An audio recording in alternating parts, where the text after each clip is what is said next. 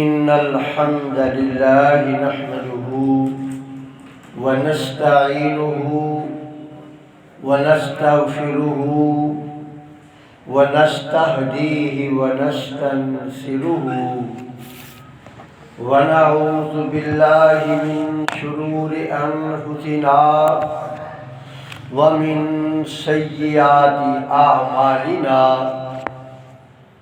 من يهده الله فلا مضل له ومن يضلله فلا هادي له وأشهد أن لا إله إلا الله وحده لا شريك له وأشهد أن محمدًا عبده ورسوله أما بعد فإن أحسن الحديث كتاب الله وخير الهدي هدي محمد صلى الله عليه وسلم وشر الأمور محدثاتها وكل محدثة بدعة وكل بدعة ضلالة وكل ضلالة في النار اللهم صل على محمد وعلى آل محمد كما صليت على إبراهيم وعلى آل إبراهيم إنك حميد مجيد اللهم بارك على محمد وعلى آل محمد كما باركت على إبراهيم وعلى آل إبراهيم إنك حميد مجيد أعوذ بالله من الشيطان الرجيم بسم الله الرحمن الرحيم شهر رمضان الذي أنزل فيه القرآن هدى للناس وبينات من الهدى والفرقان فمن شهد منكم الشهر فليصمه ومن كان مريضا أو على سفر فعدة من أيام أخر يريد الله بكم اليسر ولا يريد بكم العسر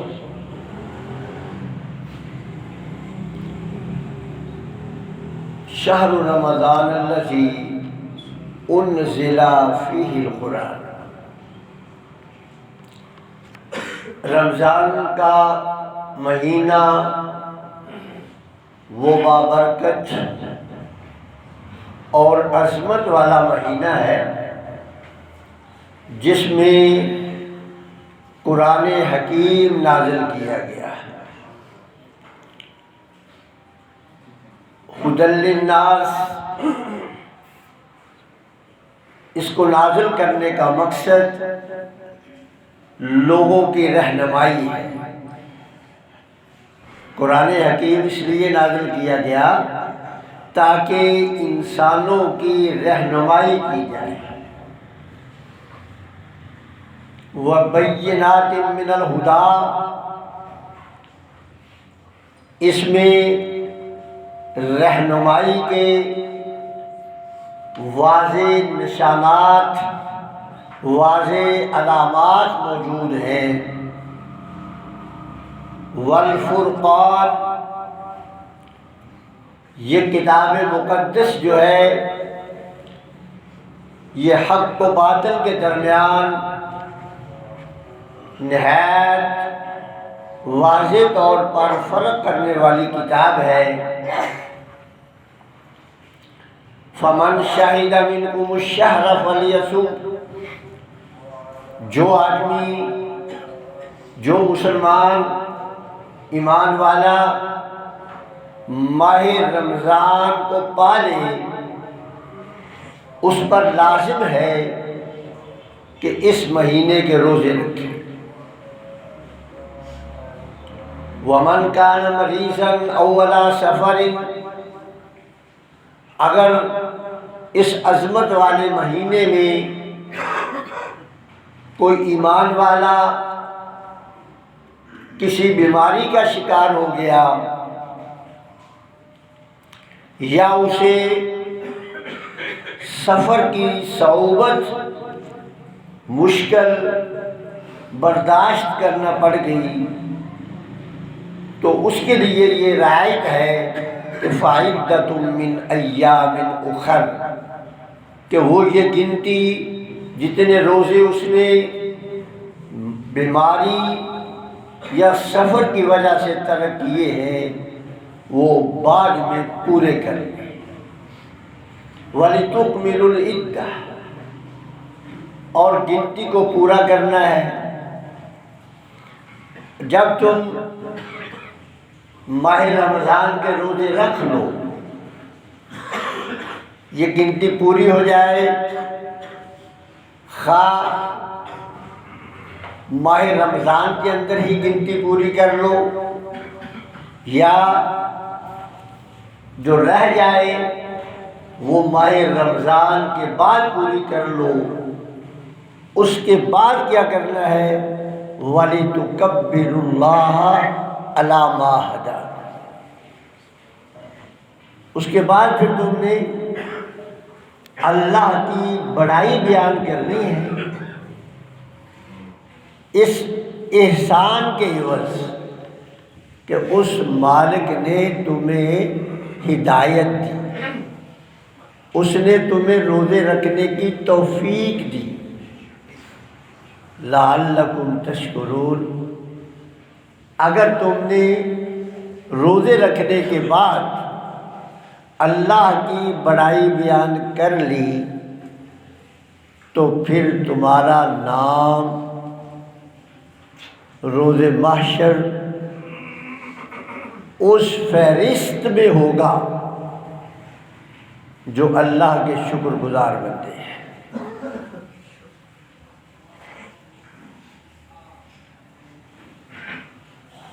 رمضان کے بارے میں بھی میں نے پہلے روزے کے بارے میں عرض کر دیا، ایمان کے بارے میں بھی عرض کر دیا، اور آج قرآن کے بارے میں کچھ عرض کروں گا۔ رمضان، قرآن اور ایمان، ان کا آپس میں چولی دامن کا ساتھ ہے۔ یہ تینوں اس طرح ساتھ ہوں گے تو بات بنے گی، اور ان میں سے اگر ایک ستون گر گیا پوری عمارت منہدم ہو جائے گی۔ یہ تینوں ستون ایک دوسرے کے ساتھ لازم ملزوم ہے۔ رب ذوالجلال نے قرآن حکیم کی برکت سے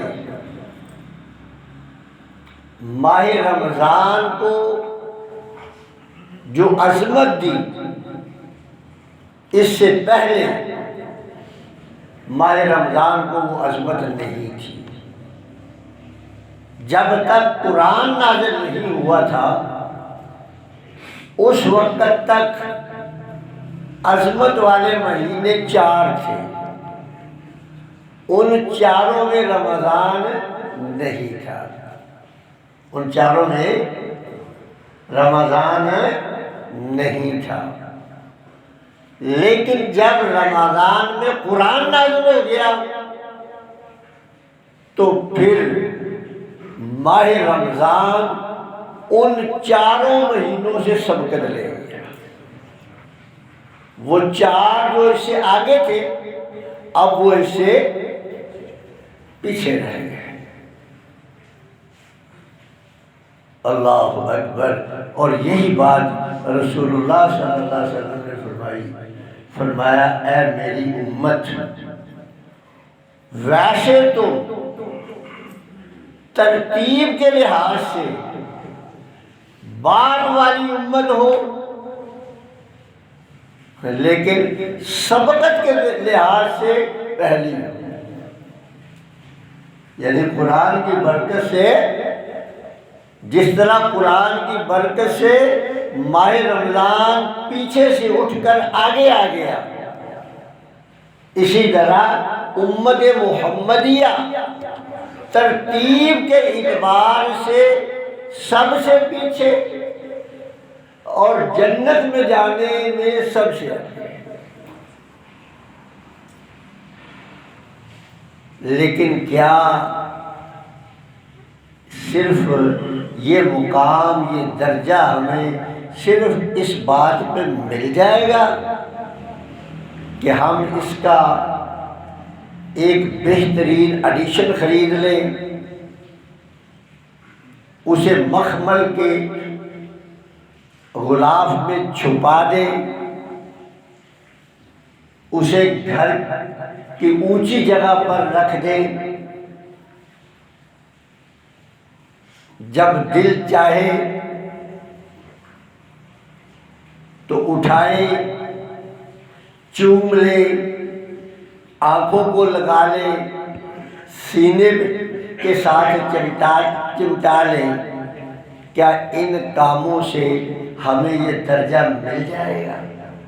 نہیں، ان کاموں سے درجہ نہیں ملا۔ اس کا پہلا درجہ، پہلا کام قرآن کی تلاوت ہے۔ پہلا مرحلہ جو ہے اس کتاب کی تلاوت ہے۔ اللہ رب العزت نے بھی محمد الرسول اللہ صلی اللہ علیہ وسلم کی بعثت کے جو مقاصد بیان کیے ہیں کہ ہم نے محمد الرسول اللہ صلی اللہ علیہ وسلم کو کن مقاصد کی تکمیل کے لیے دنیا میں بھیجا، ان میں پہلا مقصد لَقَدْ مَنَّ اللَّهُ عَلَى الْمُؤْمِنِينَ إِذْ بَعَثَ فِيهِمْ رَسُولًا مِّنْهُمْ يَتْلُو عَلَيْهِمْ آیَاتِهِ، کہ ہم نے رسول رحمت صلی اللہ علیہ وسلم کو بھیجا اور بھیج کر مومنوں پر احسان فرمایا۔ ہم نے محمد رسول اللہ صلی اللہ علیہ وسلم کو بھیجا اور بھیج کر ہم نے مومنوں پر احسان فرمایا۔ کس کام کے لیے ہم نے بھیجا؟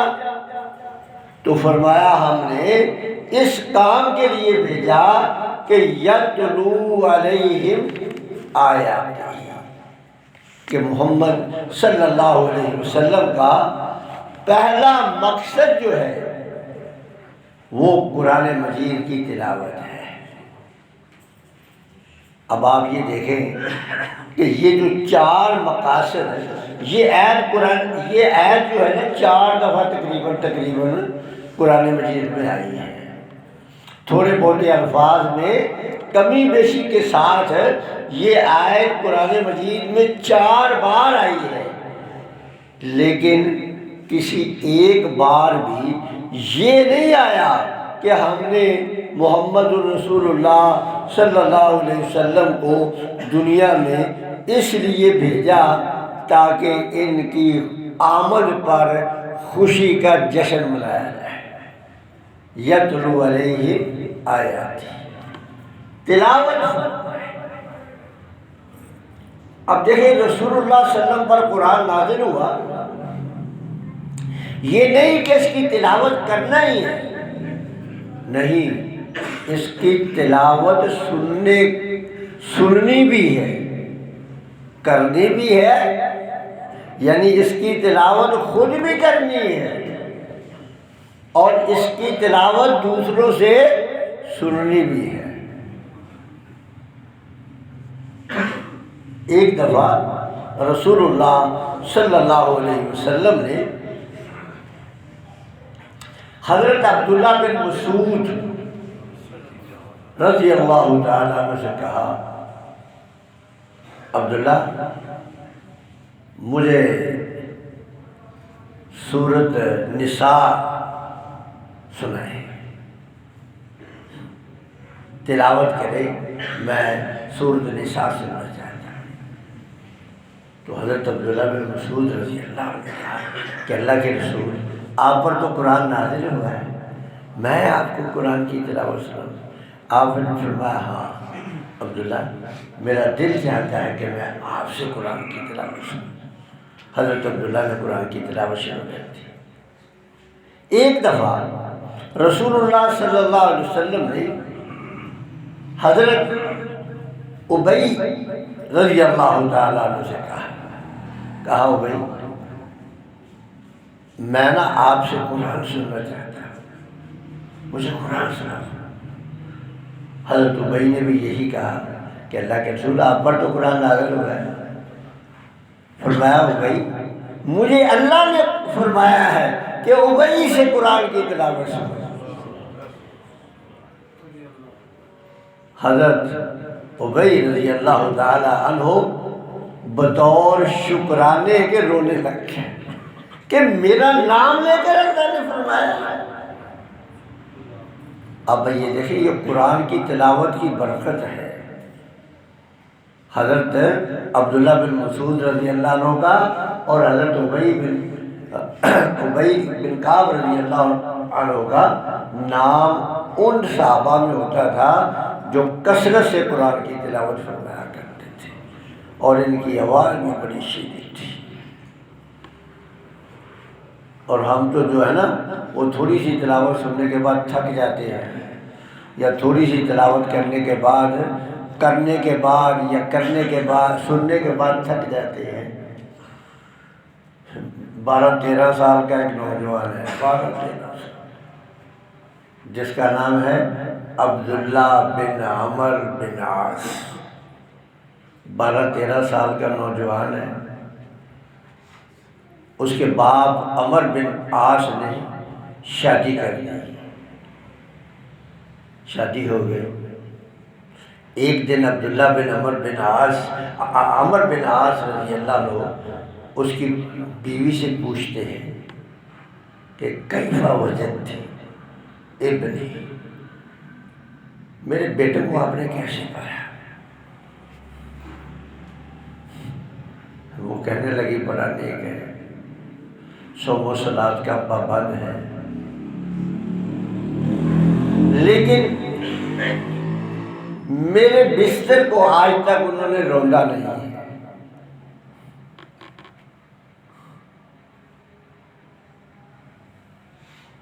پوچھا کیا کرتے ہیں؟ بولا کرتا یہ ہے کہ عشاء کی نماز کے بعد، جب عشاء کی نماز رسول اللہ صلی اللہ علیہ وسلم کے پیچھے پڑھ کے آتا ہے نا، تو پھر آ کر مصلی پہ کھڑا ہو جاتا ہے، پھر سحری تک چل قرآن کی تلاوت ہی رہتی ہے، اور جب سحری ہوتی ہے تو کھانا کھا لیتا ہے، پھر روزہ رکھ لیتا ہے۔ ہر روز روزہ رکھتا اور ہر روز تلاوت کرتا، پورے قرآن کی تلاوت کرتا ہر رات۔ عمر بن عاص نے رسول اللہ سے شکایت کی تو رسول اللہ نے طلب کر لیا، کہا عبداللہ میں نے ایسا سنا ہے، کرتے ہو؟ کہنے لگے اللہ کے رسول کرتا ہوں، واللہ ما اريد الا خیرا، اللہ کے رسول میرا کوئی ارادہ نہیں سوائے بھلائی کے، میرا بھلائی کے علاوہ اور کوئی ارادہ نہیں ہے۔ اور انہوں نے عبداللہ صلی اللہ علیہ وسلم واقعہ لمبا ہے، مختصر آپ کو بتاتا ہوں۔ نبی اکرم صلی اللہ علیہ وسلم فرمانے لگے ایسا کر لو ایسا کر لو، آپ دنوں کو کم کرتے گئے۔ عبداللہ آگے سے کہتا رہا اللہ کے رسول میں اس سے زیادہ طاقت رکھتا ہوں۔ بہرحال بات یہاں آ کے رکی کہ 3 دنوں میں تلاوت کو مکمل کرنا ہے قیام اللیل میں، یعنی روز 10 پارے پڑھنے کی اجازت ہے۔ روز 10 پارے پڑھنے کی اجازت ہے، اور ایک دن چھوڑ کر ایک روزہ رکھنے کی اجازت ہے۔ اللہ اکبر۔ اور یہ اکیلے عبداللہ کی یا ابی کی یا اس کے عبداللہ بن عمر بن عاص اور عبداللہ بن مسعود اور ابی کی بات نہیں ہے، بلکہ قرآن مجید میں سورۃ مزمل میں رب ذوالجلال نے فرمایا، دوسرے صحابہ کا بھی ذکر کیا، فرمایا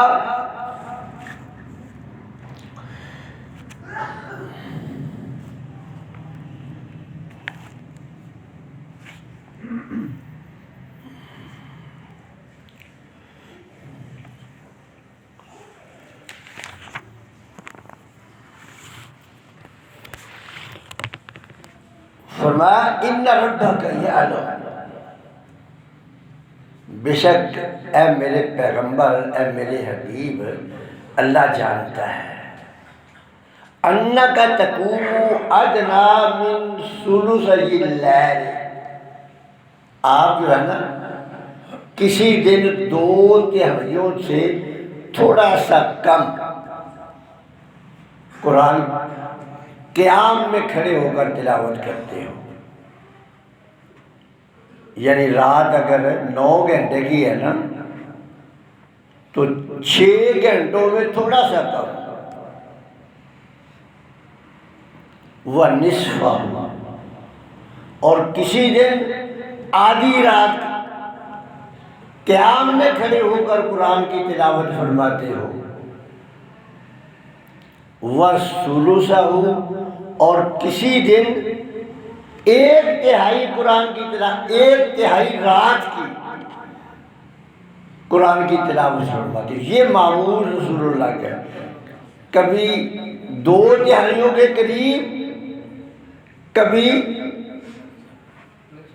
نصف، اور کبھی 1/3، اور صرف رسول اللہ نہیں، وَطَائِفَةٌ مِّنَ الَّذِينَ مَعَكَ، آپ کے ساتھ صحابہ کا گروہ بھی شریک ہوتا ہے، وَطَائِفَةٌ مِّنَ الَّذِينَ مَعَكَ۔ اب آپ یہ دیکھ رہے ہم کتنے کی تلاوت کرتے ہیں قرآن کی، ہم کتنی کی تلاوت ہے کرتے ہیں۔ ہم نے پتہ قرآن کو کیا سمجھ لیا ہے، ہم نے سمجھ لیا ہے کہ قرآن مجید جو ہے نا یہ الائٹ ہاسپٹل ہے، جسمانی بیماریوں کا، عصبی بیماریوں کا علاج سمجھ لیا ہے قرآن کا، دم درود اور تعویذ گنڈے کا ذریعہ سمجھ لیا ہے۔ قرآن جو ہے اس میں کوئی شک نہیں کہ قرآن مجید جو ہے وہ جسمانی بیماریوں کو بھی درست کرتا ہے، لیکن یہ ثانوی حیثیت ہے قرآن کی، یہ جو ہے نا جسمانی بیماریوں کے لیے یہ قرآن کی ثانوی حیثیت ہے۔ پہلی حیثیت کیا ہے؟ پہلی ہے شفاء لما فی الصدور، کہ جو امراض قلب ہے نا، جو دل کی بیماریاں ہیں، نفاق ہے، جھوٹ بولنا ہے، دھوکہ کرنا ہے، فریب کرنا ہے، قرآن کی تلاوت ان بیماریوں کا علاج ہے، اصل شفاء لما فی الصدور ہے۔ لیکن ان بیماریوں پر ہماری کوئی توجہ نہیں ہے۔ نیا مکان بناتے ہیں، قرآن کی تلاوت کرواتے ہیں، لیکن کیا مقصد ہوتا ہے کہ نظر بد سے بچا رہے اور خیر و برکت ہو؟ کیوں ایسے ہی ہے نا؟ کیوں نہیں؟ دکان کا افتتاح کروایا، نئی دکان کھولی، اس میں بھی یہی ہے کہ تلاوت کرواتے ہیں کہ دکان میں نا برکت پڑ جائے، گاہک زیادہ آیا کرے، کپڑا زیادہ بکے، یا کوئی اور چیز ہے وہ زیادہ بکے، پیسہ زیادہ آئے۔ ہم نے قرآن مجید کو بس انہی کاموں کے لیے سمجھ لیا ہے، یا کبھی عدالت کے اندر جھگڑا ہو گیا ہے تو پھر اس کو اٹھانے کے لیے سمجھ لیا ہے۔ میرے بھائیوں، یہ کتاب جو ہے نا اس کام کے لیے نہیں آئی، یہ قرآن تلاوت، یہ کتاب تلاوت کے لیے آئی ہے۔ یہ 4 مقصدوں میں سے ایک مقصد ہے، اور رمضان میں خصوصی تلاوت کرنی ہے۔ بس آخری بات بیان کر کے ختم کرنے لگا ہوں کہ جب رمضان کا مہینہ آتا تو جبریل امین تشریف لاتے، وہ نبی کریم صلی اللہ علیہ وسلم سے ماہ رمضان کے اندر مکمل قرآن سنتے رسول اللہ سے، اور مکمل قرآن رسول اللہ کو سناتے ہر رمضان۔ اور جب سن 10 ہجری کا رمضان تھا، چونکہ 11ویں ہجری میں تو رسول اللہ رمضان سے پہلے انتقال فرما گئے نا، سن 10 ہجری کا جو رمضان تھا، حجۃ الوداع سے پہلے، تبھی تو رسول اللہ نے فرمایا تھا کہ لوگوں مجھ سے سیکھ لو، ہو سکتا ہے کہ اگلے سال میری آپ کی ملاقات ہے نہ ہو۔ یہ پیش خیمہ تھا، تو رسول اللہ نے فرمایا کہ اس سال میرے پاس جبریل امین 2 دفعہ میرے ساتھ انہوں نے قرآن کا دور کیا ہے، 2 دفعہ جبریل امین نے مجھے پورا قرآن سنایا ہے، اور 2 دفعہ میں نے ان کو پورا قرآن سنایا ہے۔ تو میرے بھائیوں، اس مہینے میں قرآن کی زیادہ سے زیادہ تلاوت کیا کرو۔ اللہ تعالیٰ مجھے بھی آپ کو بھی عمل کی توفیق دے۔ وآخر دعوانا الحمدللہ۔